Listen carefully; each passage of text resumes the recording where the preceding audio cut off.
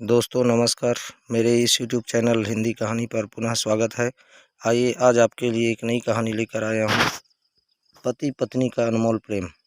किस प्रकार से पति पत्नी में प्रेम होता है उसको हम इस कहानी के माध्यम से जानेंगे। रागिनी जी के पति रमन जी को रिटायर हुए 5 वर्ष हो चुके थे। उनका एकलौता बेटा अमेरिका में कार्यरत था और परिवार के साथ वही बस चुका था। शुरू में वो हर दिन कॉल करता था, पर अब कभी कभार भूले भटके ही उनकी खबर ले लिया करता है। मन पर पत्थर रखकर रागिनी जी और रमन जी ने इसी में संतोष कर लिया। यहाँ उनका पुश्तैनी मकान था, जहाँ बस रागिनी जी और उसके पति रमन जी रह रहे थे। रमन जी खाली समय में अगल बगल के बच्चों को पढ़ाकर अपना समय बिताया करते थे और रागिनी जी घर की देखभाल बड़े प्यार से किया करती थी और रमन जी की पेंशन से घर का खर्च चलता था।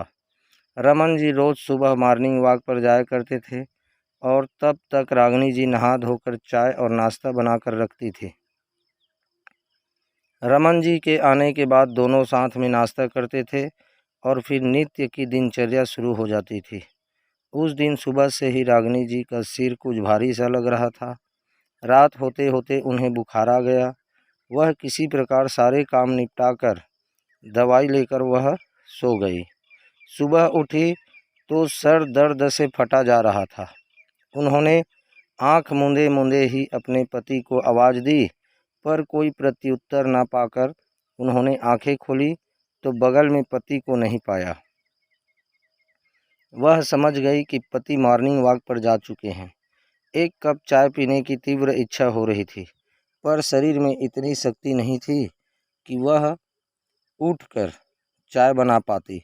रमन जी को मालूम था कि उनकी तबीयत ठीक नहीं है, फिर भी सुबह उठकर भी एक बार भी उनका हाल चाल नहीं पूछा और आराम से मॉर्निंग वॉक पर चले गए।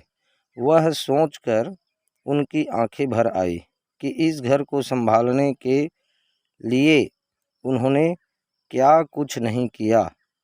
अपने सारे सुखों और सपनों की तिलांजलि दे दी, पर आज किसी को उनकी कोई चिंता नहीं है। वह आंखें बंद किए लेटी रही। उपेक्षा की इस पीड़ा से उनकी दोनों आँखों से आंसू बहते जा रहे थे और मन में अनवरत झंझावात चल रहा था। अचानक सिर पर किसी का स्पर्श पाकर उन्होंने आंखें खोली तो देखा कि पति हाथ में ट्रे लेकर खड़े थे और उसमें गर्मा गर्म पोहे और चाय का कप था। वह सुखद आश्चर्य और अपनी सोच पर आत्मग्लानि से भर गई। यह आपने बनाया मेरे लिए? आपने क्यों बनाया? मुझे आवाज़ दे दी होती। पति मुस्कुरा कर बोले, रागिनी, अब हम दोनों ही तो हैं एक दूसरे के लिए। तुम भी तो मेरा खुद से बढ़कर ख्याल रखती हो। आज तुम अस्वस्थ थी तो मैंने कर दिया, तो क्या हुआ?